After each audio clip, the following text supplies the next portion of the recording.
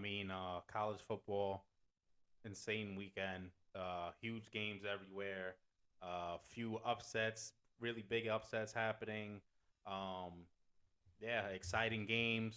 A lot going on all fronts, and just another crazy weekend with college football. Doesn't disappoint. Last year a lot of crazy upsets, a lot of crazy games. We're kind of picking up right from where we left off.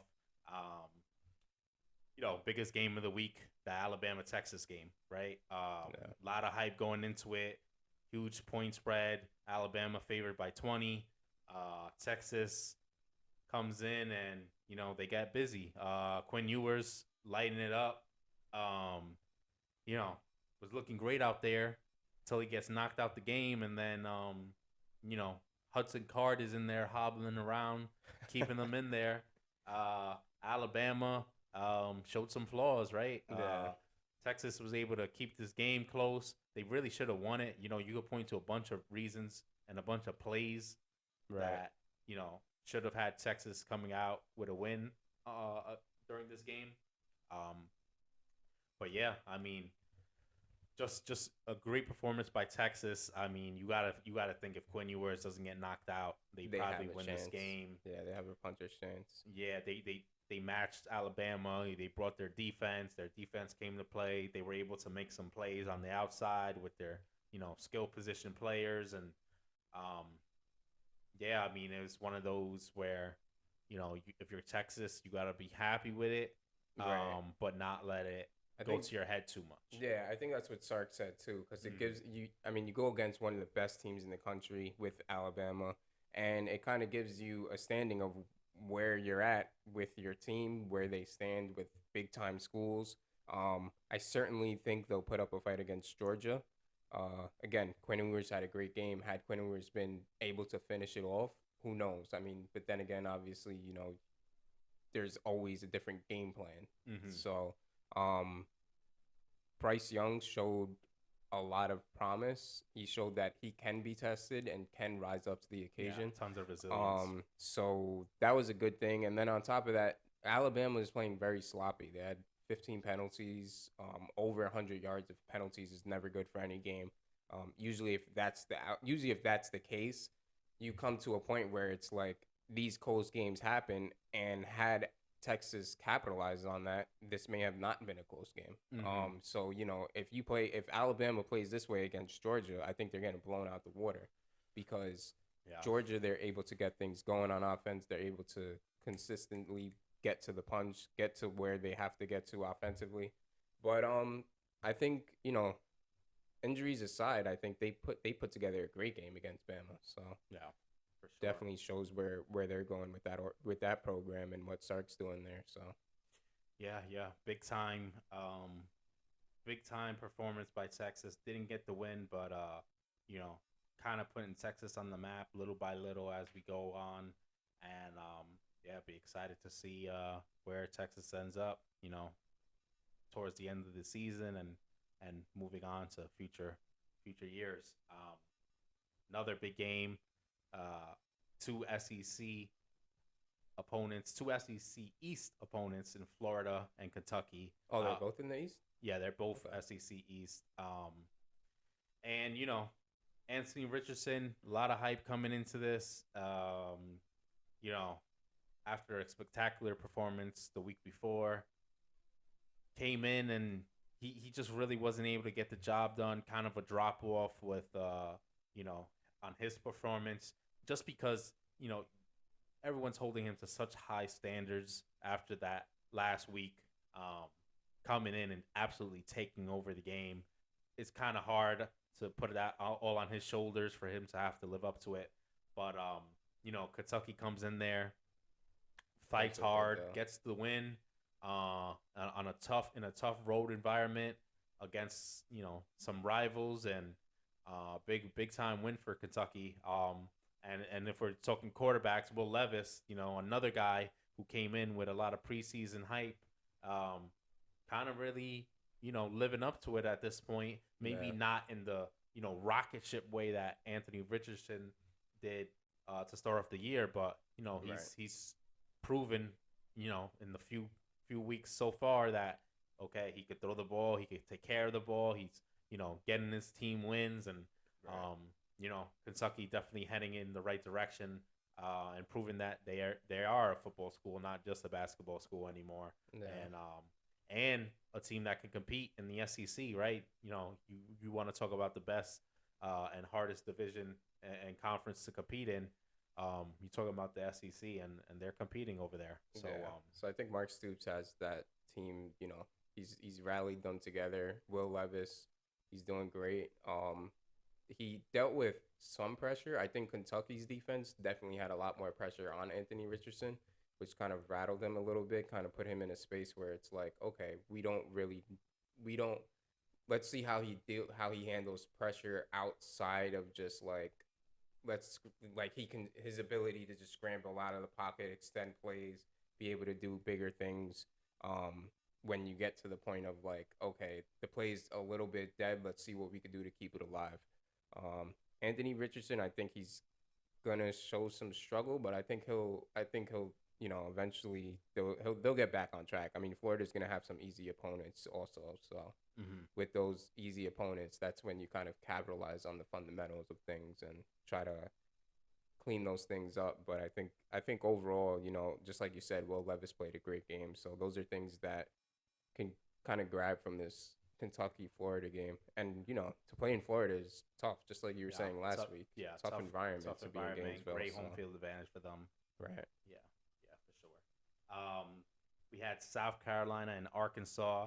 Arkansas wins, 44-30. Two teams in a bit of a similar place coming into this season.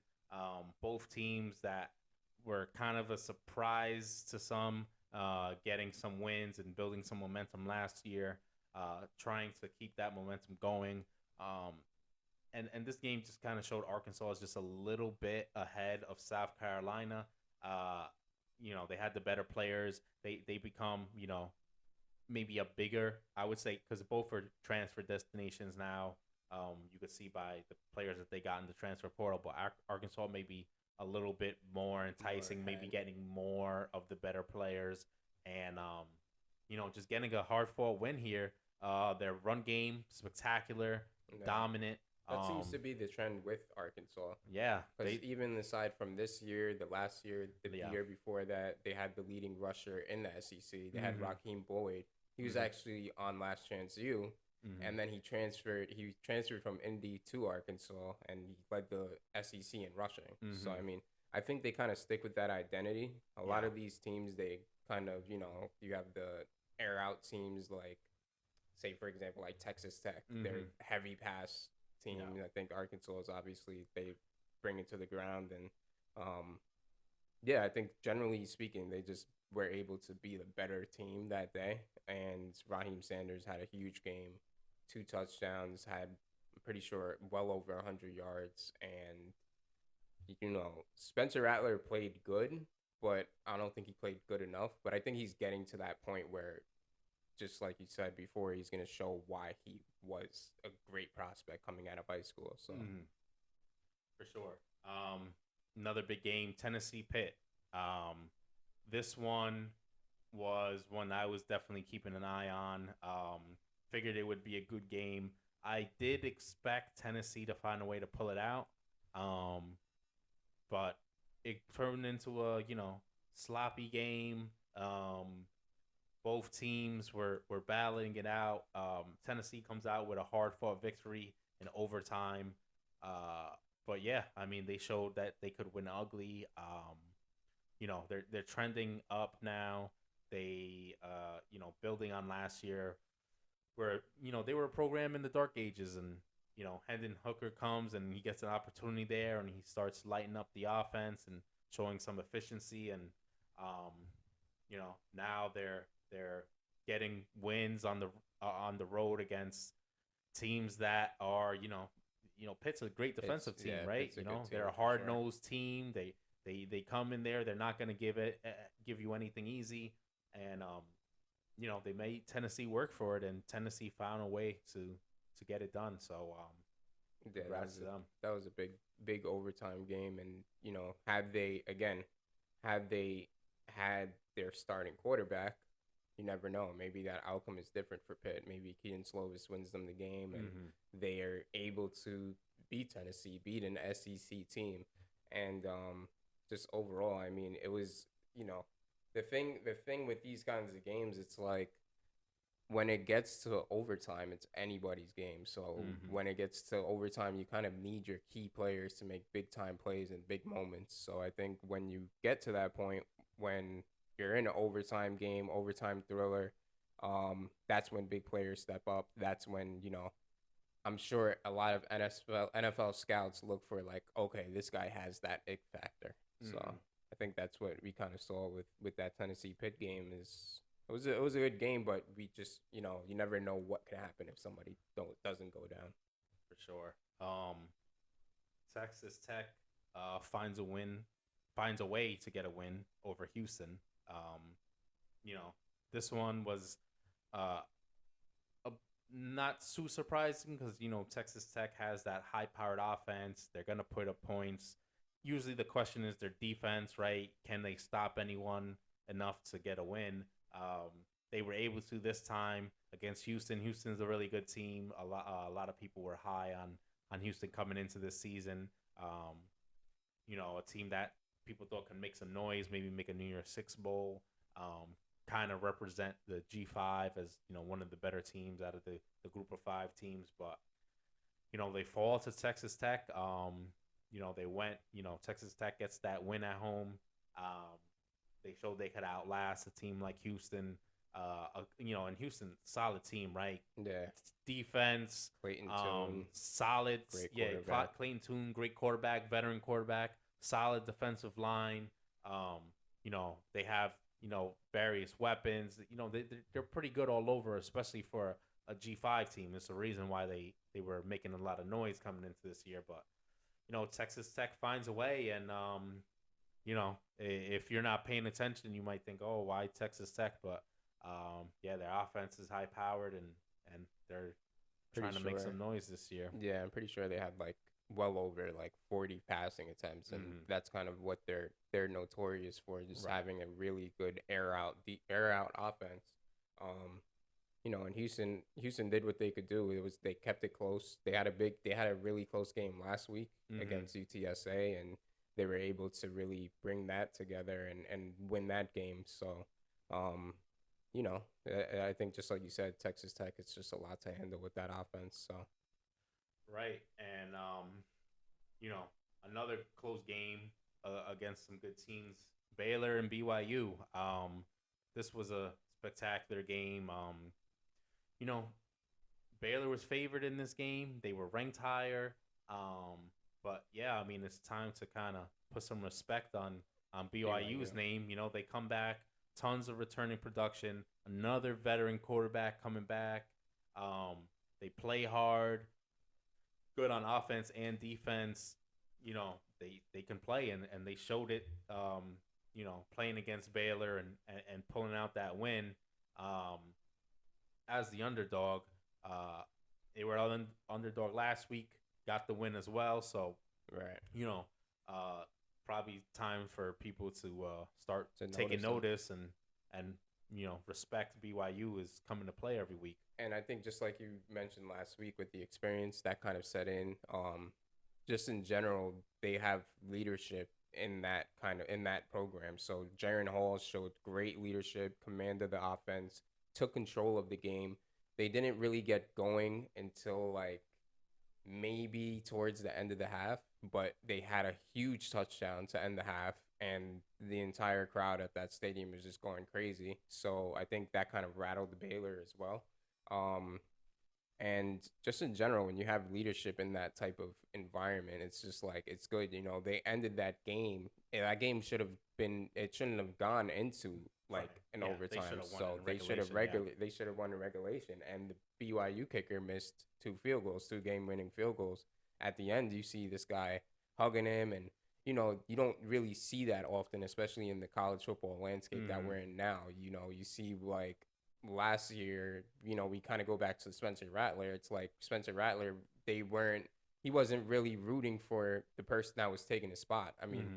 granted, he's taking your spot. You're an NFL prospect at the time, and you're looking to kind of make your mark in that kind of realm in college football. But I think NFL scouts see that, and as a quarterback, that's huge. And also even before you even get to the NFL, I mean, smart move by Jaron Hall because you have to recognize you're gonna need that kicker. Right. That you need Yeah, that that's guy actually throughout huge. the rest So, of the year, right? Jaron Hall is a QB prospect that, you know, we see it all the time. We've seen it with Kenny Pickett last year. He comes in, he goes to work, he puts up numbers, and voila, he's a first round pick. right. Jaron Hall has that ability, right? Will he be a first round pick? I don't know. He'll have to. He has a lot of work to do that. Right. But even just to be a third, fourth round pick, right? It's still big.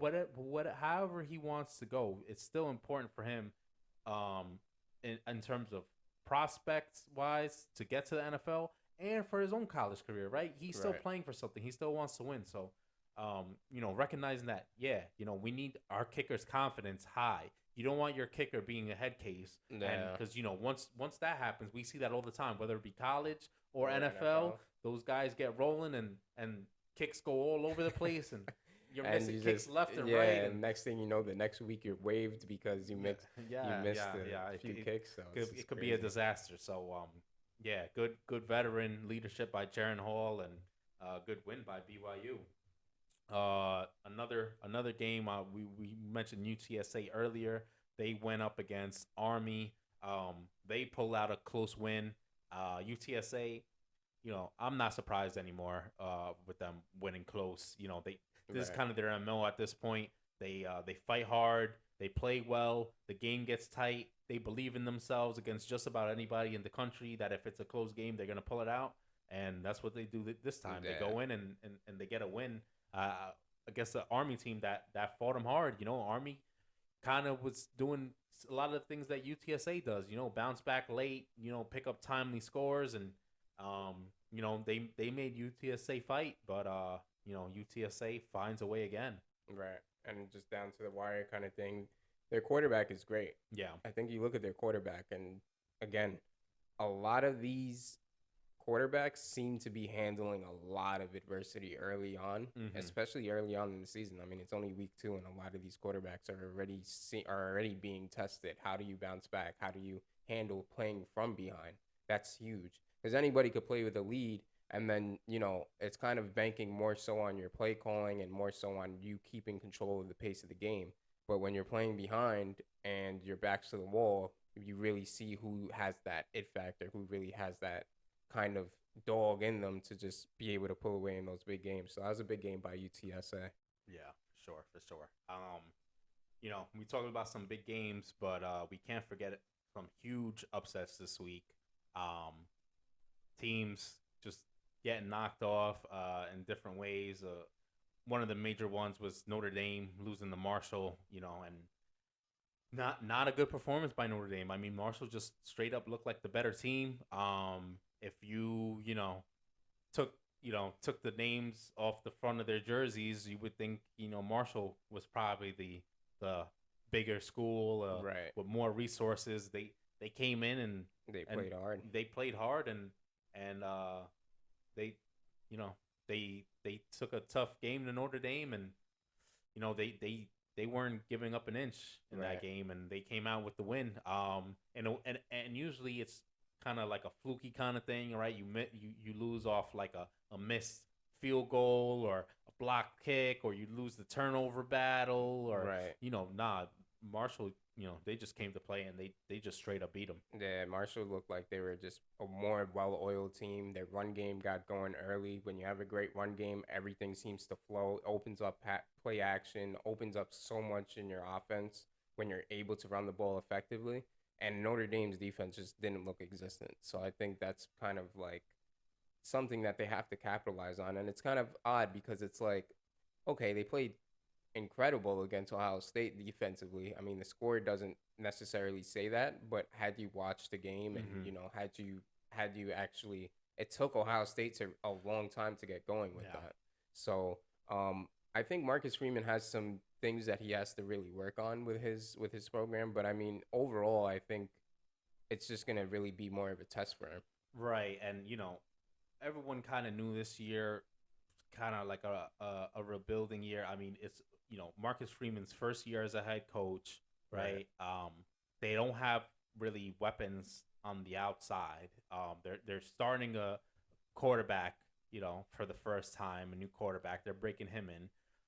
So this is just part of the road that Marcus Freeman has to take. I mean, I'm still high on him as a coach. Um, but yeah, that is still a bad loss.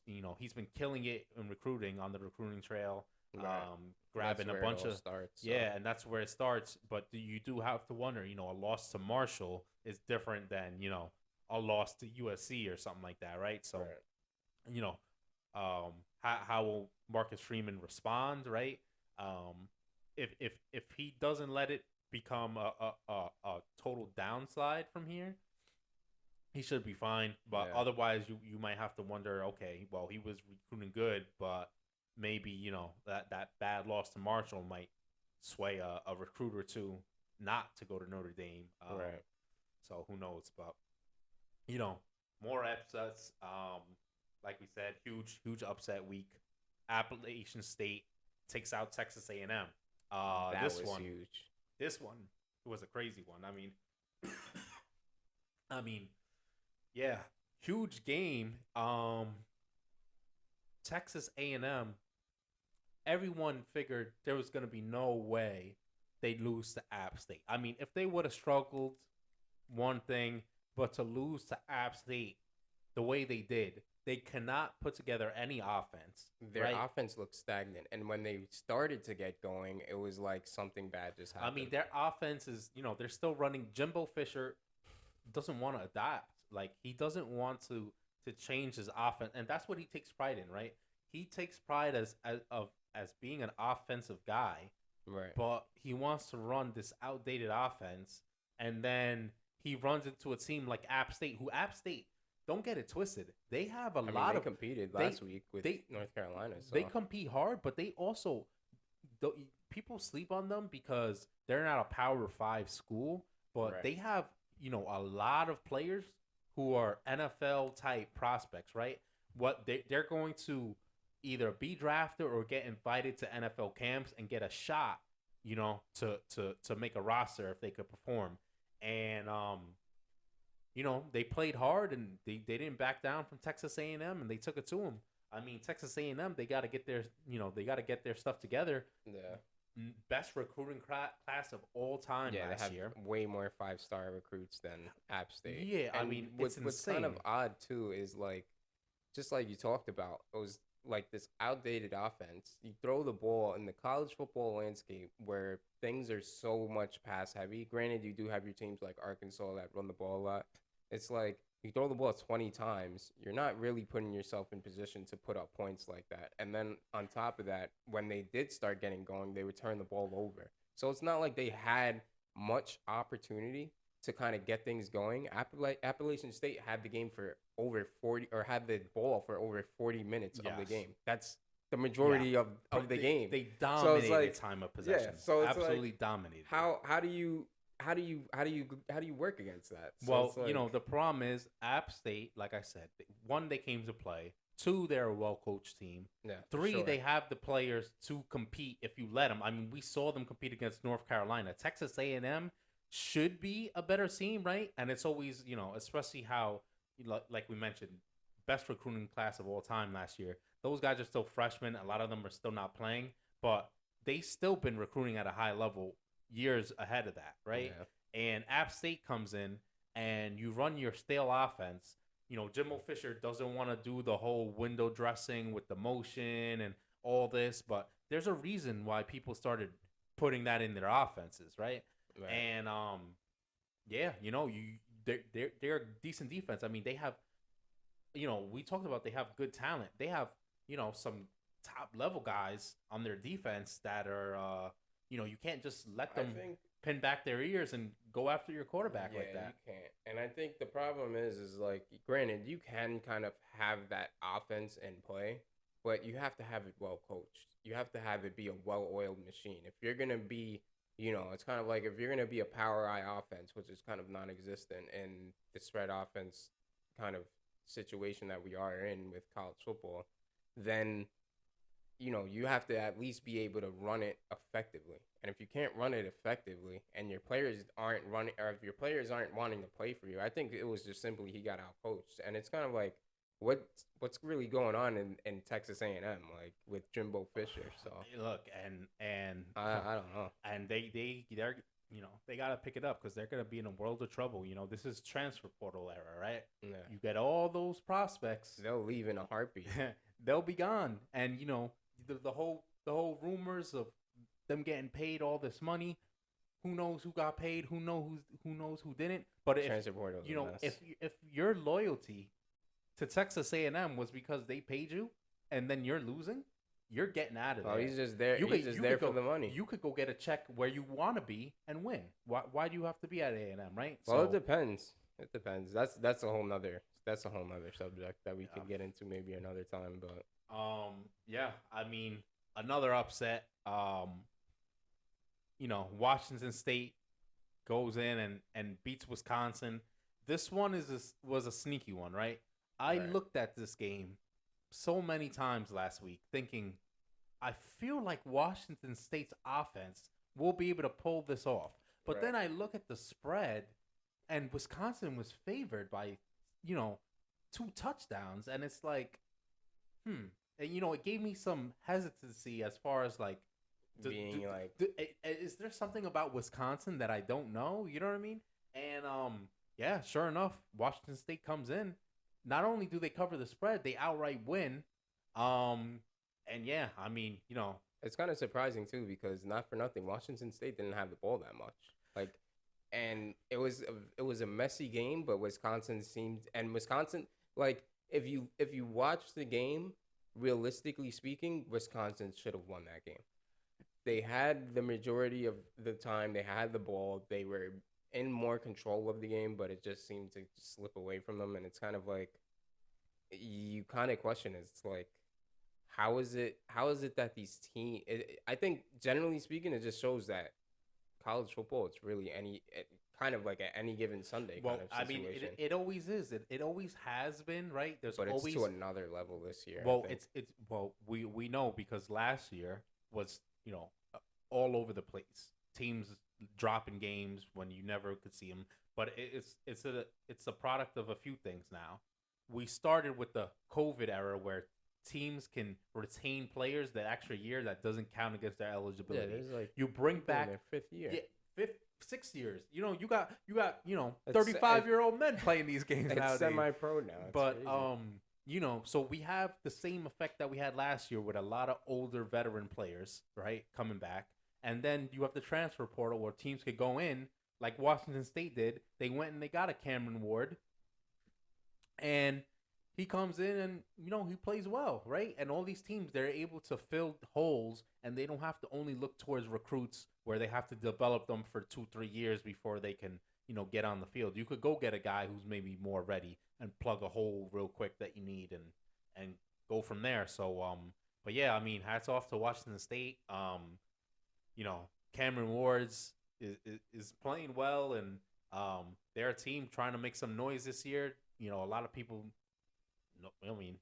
not a lot of people following the FCS, so a lot of people don't know much about Cameron Ward, but that guy lit it up last year in an air raid system. Comes over as his head coach, gets a offensive coordinator job there at Washington State, and they put in work and they come out with a big win against a solid Big Ten team. So good for them. And then we have other upset of the week. Nebraska losing to Georgia Southern. Georgia Southern.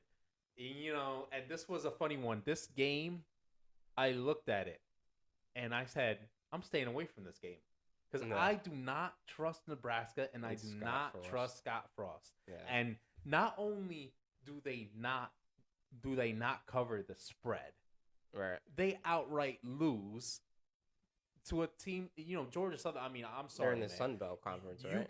You cannot, if you're Nebraska, lose to Georgia Southern, especially after the performances you've been having the past weeks. I mean, you haven't looked good at all. This team, you know what I mean? It Like explains it. the best they look. I mean, the most consistency they could show is through like a quarter or so. Like Right. they can't put together stretches of good football.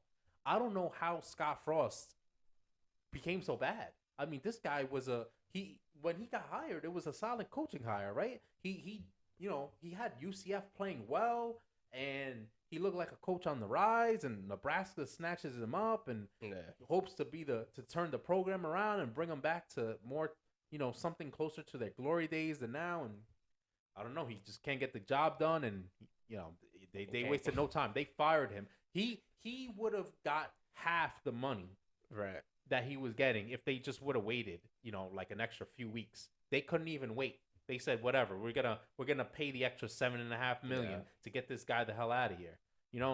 I mean, if that doesn't say all that needs to be said. What a week for the Sun Belt Conference with all these upsets, though. Yeah, I mean, Sun Belt, they're gonna want to they're gonna want an automatic bid in that new playoff. Yeah, right. Yeah. But yeah, I mean, congrats to all these teams getting upsets. I mean, sucks for Scott Frost. Yeah, Scott Frost is gone, and hopefully he finds a job somewhere. And all that talk about Nebraska last year. Oh, they're maybe the best three in, the best 3-win team we've seen. All these close games, they lost by all these 1-possession games, and they just continue losing. Everyone's like, there's no way this can continue. There's no. I mean, they're losing. The best 3-win team. That's how you know you're. Yeah. And it sucks because they've been like, it's like Nebraska, Iowa. They're known for being like those kind of like, that's where I'm gonna get my lineman. That's where I'm gonna get my tight end. I know that's where the players in the trenches are developed at. So it just sucks that they these programs just get to where they are now. Yeah, for sure. Some other games, just to run through them. Iowa State gets that win over Iowa. They've been trying to get that win for a while. Finally got it. Iowa, I mean, that team, no offense from them. I mean, just take the under every time. So Iowa State gets the win there. North Carolina gets the win over Georgia State. Duke loses to Northwestern. Surprising for me. I had Northwestern winning this game. Duke pulls it out, though. Congrats to them. Virginia gets destroyed by Illinois. Another one. I had Virginia winning this game easy. But Illinois came to play this game. Their running game is solid, and they pulled out the win here. Kansas gets the win over West Virginia. There was a little bit of whispers about Kansas maybe getting this win, and they got it. They got a win over a solid West Virginia team. West Virginia, went down to the wire with Pitt. But yeah, Kansas gets the win. Good for them. They'll take any win they could get. You know what I'm saying? For a team that's generally always in the bottom of the league, they find a way to get a win here. Wake Forest beats Vanderbilt. Vanderbilt, bottom of the SEC team. They put out a performance against Hawaii, but Hawaii might be the worst FBS team. They're certainly one of the worst. And, some people had Vanderbilt winning this game because of, how their offense looked at times earlier in this short season so far. But, they were no match against Wake Forest. Ohio State takes care of business against Arkansas State. We get to see the Buckeyes get back into some kind of rhythm with their offense, put some points up. Yeah, I think they needed that after that Notre Dame game. Yeah, they certainly needed that. Georgia, 33-0 against Samford. Nothing more to say about this game, as expected. USC, 41-28 against Stanford. Stanford, not Samford, who Georgia played. And I had USC as the best bets last week to cover Yeah, that spread. They were at like -9. You could even get a -8 at some points. They covered that spread no problem. I didn't see any way they weren't. I felt like uh, it was gonna be kind of the coming out party for Caleb Williams and Lincoln Riley and all those transfers that they have, and that's what they did. Hawaii lost to Michigan. Michigan pounded them. that's Um, expected. as expected, as I just mentioned before, Hawaii, one of the worst FBS teams. Um, they let JJ McCarthy shine in this one, and now he'll be the quarterback going forward for Michigan. Clemson takes care of business against Furman. Not much to say here, as expected.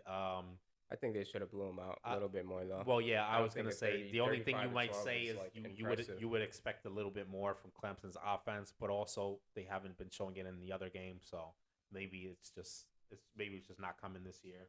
And then we had Oklahoma taking care of business against Kent State, um, 33-3. Um, you know, not much to say here. Just another get right game for Oklahoma. We'll move on to preview, right? Week 3 in college football. Lots more games, big games coming up, exciting matchups. I guess we'll start with, Georgia, South Carolina, two SEC East teams. Um, this game is at South Carolina, Georgia. Uh, 24 and a half is the spread here. Is it really? Yeah, Wow. that's the spread here. This is coming after South Carolina's lost to Arkansas, um, where Arkansas won pretty handily, and Georgia, currently the number one ranked team in college football, starting at 3, kind of putting everything together, showing that they have some offense and their defense is still elite. Um, but yeah, I mean, this game, I this is the type of game that Georgia might lose, right? Not just another SEC team, but a conference opponent or divisional opponent in another SEC East team.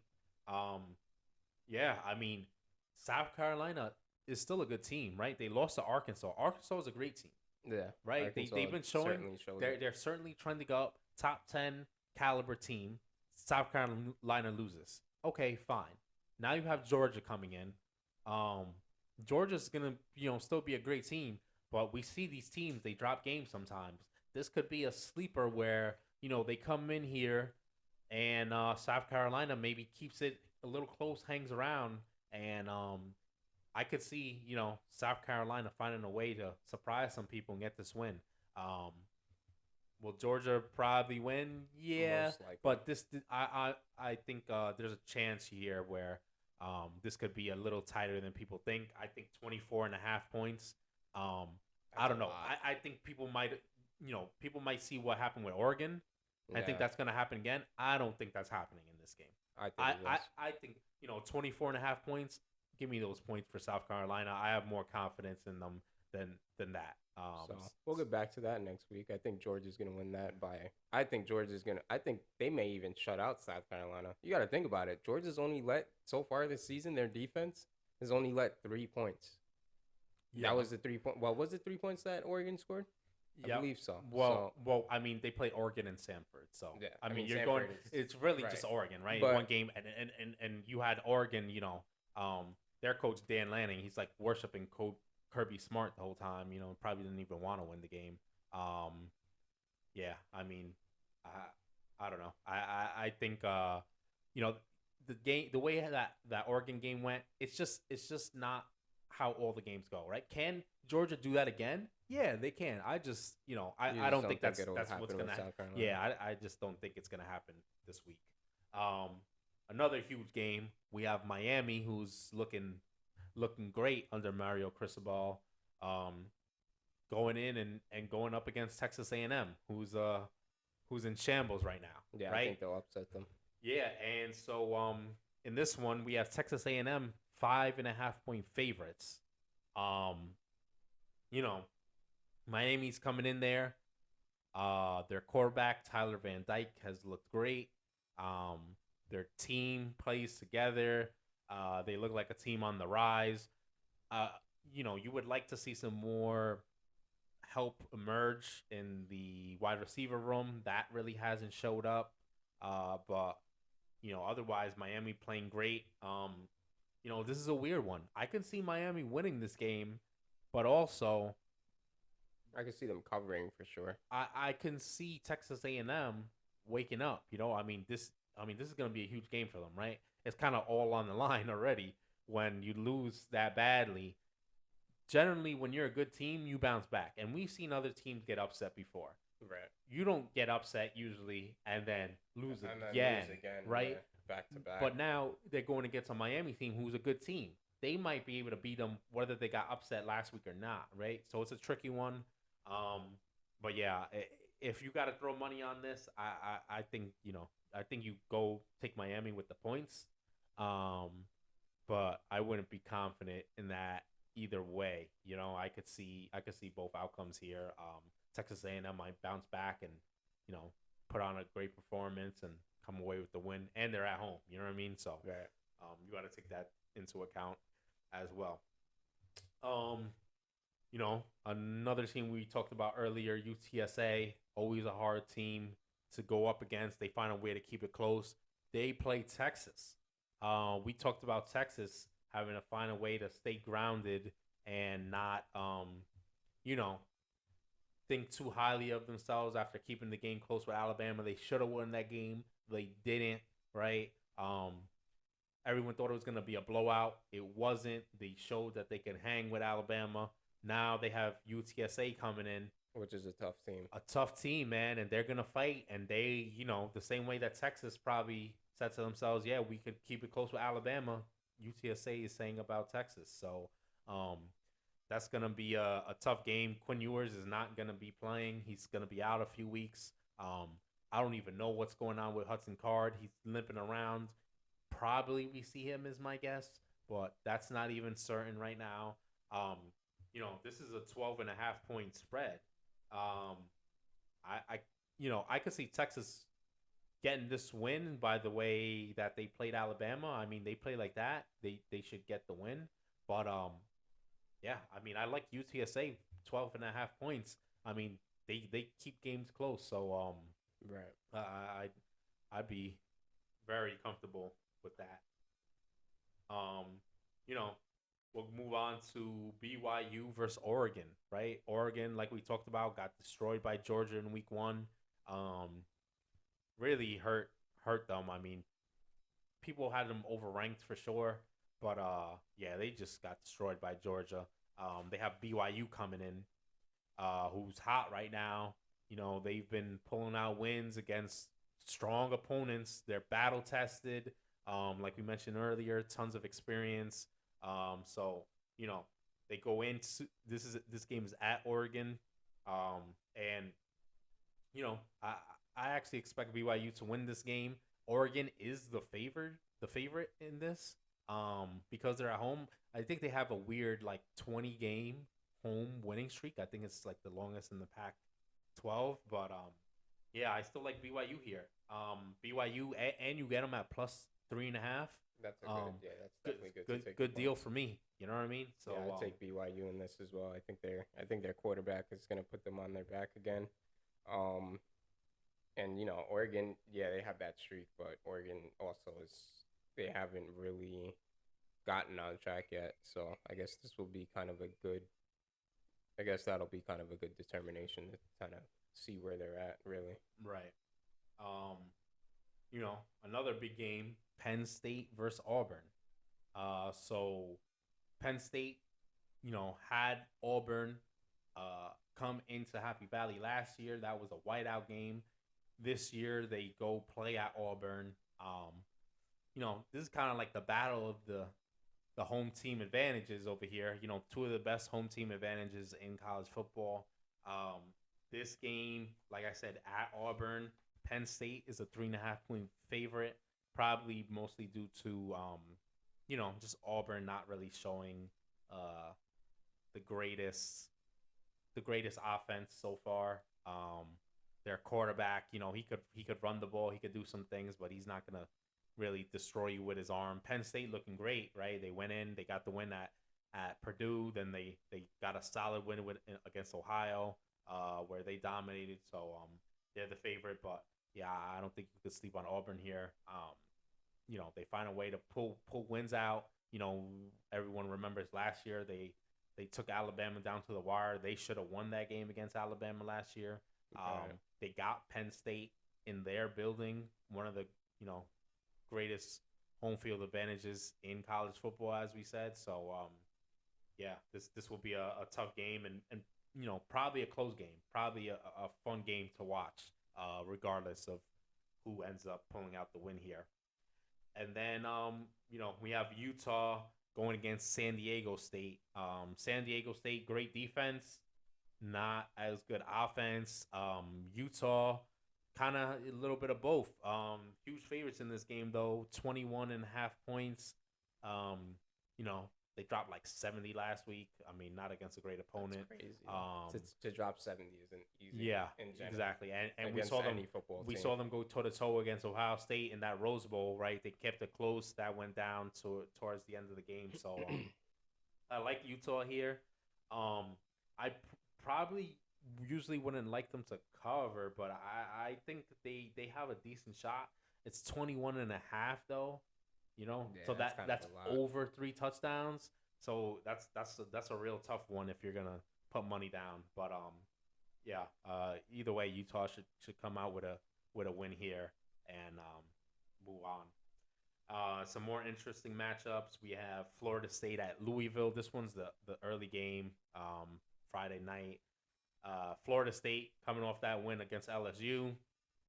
Louisville looking to get it back on track. I mean, they had some struggles this year. They lost in week one against Syracuse.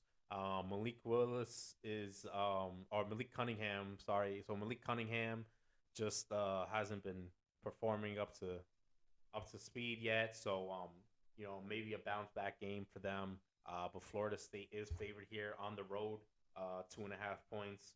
Um, yeah, that one would be a fun one to watch. Mississippi State minus 2.5 at LSU. Um, you know, can LSU pull this one off? Yeah, but it doesn't seem like they have the momentum right now. Butte doesn't look interested in this offense, and Mississippi State is really underrated this year. Their offense is high powered. They have some solid defensive pieces. Um, I like Mississippi State in this one, and I like them to cover on the road at LSU. Um, another pretty nice matchup. We have Michigan State versus Washington. Washington actually favored 3.5 points. I'd take Michigan State. Yeah, and I'd take three Michigan with the State three as and a well. half points. I think Bell Tucker's gonna have his boys ready to go, and I think they get this win on the road.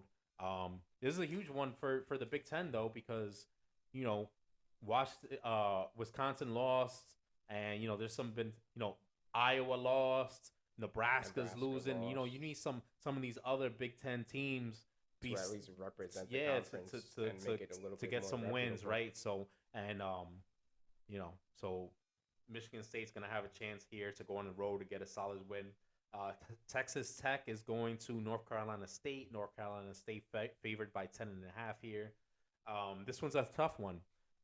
Texas Tech pulled out the win against Houston last week. That was in their building. This time they go on the road, but North Carolina State, they got to be careful because they don't want what happened to Houston to happen to them. 10.5 point spread. It'll be a tough one. I can see this game being a potential blowout if North Carolina State gets rolling. I mean, they have a lot to prove, and they expect to be a top team this year, and they haven't really shown that much consistency yet. So And they're playing at home, so and they're playing at home against a high-powered offense where they could have the chance to either get in like a shootout or just get on track and prove their defense could play and score points themselves. So, Devin Leary at home here has a shot to to get another win. Fresno, Fresno State going to USC. USC 12.5 point favorites here. Um, this should be a win by USC. It's just kind of about how close this will get. Fresno has been looking kind of disappointing this year.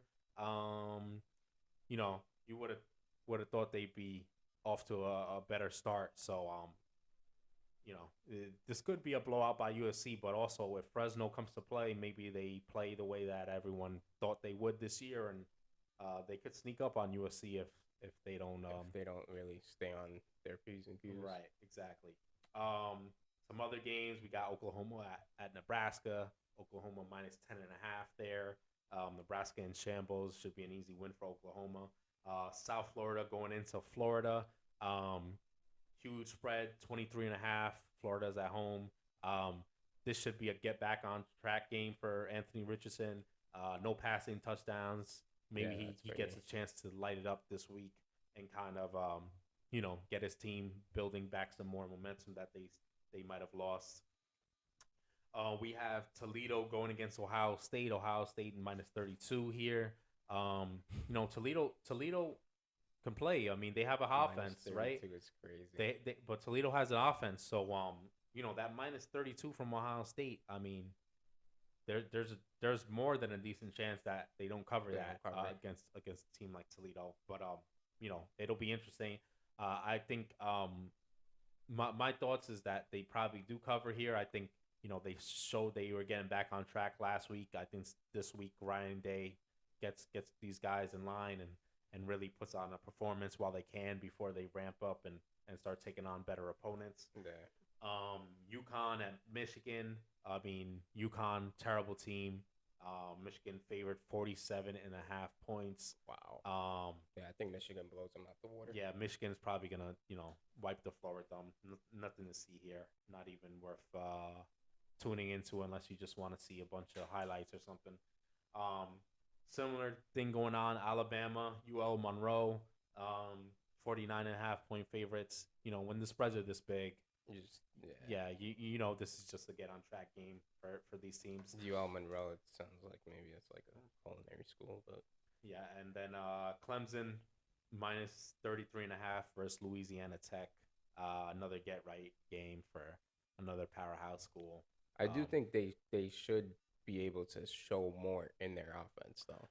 It is a game where it's like that's a gimme. You could look at the spreads and you can see that Vegas doesn't favor their scoring ability, because we talked about Ohio State minus 32 against a high scoring Toledo team, right. And then we talk about Michigan and Alabama minus 47.5, minus 49.5. Clemson playing similar opponent minus 33.5, right? Yeah. So this is a game where this is supposed to be for them to get on track. They need to start putting more into their offense, producing more scores, producing more yards, right? Showing more as a well-rounded team. They have a solid defense. We all know this. They have an amazing defensive line, a bunch of NFL prospects, but man, they really got to get back on track with this offense, and they should get to do it here before they get into ACC play. And that's where you have to really because make the decision. That's going to be tough when once you get into that. Are we going to start Cade Klubnik, or are we going to keep going with DJ? So, right. All right. So some teams on upset alert this week. We mentioned before that Georgia South Carolina game. I think Georgia has to be careful here. Huge spread, 24.5 points. I think that's like we said, based on that Oregon game. Georgia blowing them out, but I don't think you could sleep on South Carolina. They're not a bad team. They need to watch out. Georgia needs to be careful going in. They're going to South Carolina as well. We talked about that UTSA game as well. Texas is gonna have to be careful. Don't get too. I mean, it's weird. It's a weird situation. They lost and they're still getting praise. But, you have to stay focused. You have to stay hungry and not let that go to your head, because UTSA, if you give them the chance, they'll they'll take advantage. So Yeah. Texas definitely needs to watch out. Especially since they don't have Quinn Ewers too, so that's Right, another factor. and you don't want to go from this high of like everyone talking great about you because you kept it close with Bama to then losing to UTSA, right? Yeah. People in the know, they know UTSA is a good team. If you're somebody else, you're like, oh, see, Texas was a fraud all along. They're not back, So, take care of business against UTSA, and then you'll be all right. We talked about this Texas Tech versus North Carolina State. Texas Tech is in this just because of their offense, right? They could keep it close. They have some players on defense that can make timely plays for them when they need it. So, North Carolina State needs to watch out for that. And then Fresno State against USC. Fresno State hasn't performed great lately, but there's no reason why. They just kind of haven't been right yet this year. As a USC looks at this game as just another gimme, this could be a come down to a tight one. Fresno State, they have a solid quarterback and good wide receiver in Jalen Cropper. So, the USC needs to watch out for this one. Let's go into some best bets for this week. We have Oklahoma against Nebraska, minus 11.5. That looks like money in the bank. I mean, yeah, I would take that. You would, it's a weird one because you would also think that by removing Scott Frost as how bad they are, maybe it's a net positive. But I still think Oklahoma is just too good here, and I think 11.5 points. I'm comfortable. I don't think spread. I don't think Nebraska is. Nebraska is. They just lost Scott Frost. Maybe it is a positive. Maybe these guys go out and rally against Oklahoma, but it also takes some time transitioning into that. Having a new head coach, having a new play caller, having somebody being in charge of everything. So I think Oklahoma definitely covers, and I think they take care of business at Nebraska. Right. BYU at Oregon. We talked about this game earlier. Oregon's the favorite here. And I think BYU is gonna win this game. So I'll take the 3.5 points that they're giving me and put it on BYU to take care of business. And Oregon has that home winning streak, but these streaks they're streaks until they're not. Yeah, right. Streaks are meant to be broken. Right. Records are meant to be broken. BYU takes care of it. I would take the money line. I mean, they just handled the top 10 team. Well, so. Yeah. Well, this is best bets here. If it, 3.5 points, even if they lose a 3-point game, it's all right. It's gonna cash, right? So if you want to be safe, just take the points and lay back, and that should collect for you. Similar game, Michigan State versus Washington, 3.5 points again. I like Michigan State here to win outright, so give me the points. I'll take that, easy money. And then so for another one, I kind of looking at these numbers, this Iowa, they have Nevada coming in. Iowa can't score for anything. I mean, these guys are scoring points on safeties and field goals over here. And Iowa is minus 23.5 against Nebraska. I don't know if Iowa scores 23, as a team. Against Nebraska? Wait. I mean, against Nevada. Yeah, against Nevada, right. So, right. I don't even think Iowa as a team scores over 23.5. I would take the under as a team scoring that, right? Yeah, as a team total. So if you want, you could take Nevada plus 3.5 here. You could also just take the under for the whole game, and that's, you could get 38.5, 39. It actually started at 40. People have been hammering that under because, you see the past scores from Iowa. They don't score. Their opponents don't score. It's insane. So, I love that play here this week. Let's go into some stock up, stock down. Some teams that are looking good and some teams that are kind of trending the other direction. Some SEC teams, 3 of them here, trending up in Arkansas, Kentucky, and Tennessee, all getting some big wins. Kentucky and Tennessee with some hard-fought ones. Big wins for them and their programs trying to climb that SEC ladder and become a better team. And Arkansas just looking great all year. You know, they're looking better each game, and um, top 10 team now looks, and they just look to continue to to keep take care building of up these business. wins. Yeah, And then on top of that, just their run game. They may be the best. They may be the best run team in the Power Five. Yeah, yeah. yeah, So for sure. Then you have Texas Tech getting the big win over Houston, showing they came to play, showing their offense could last. BYU, who we talked about, you know, two wins against ranked opponents already.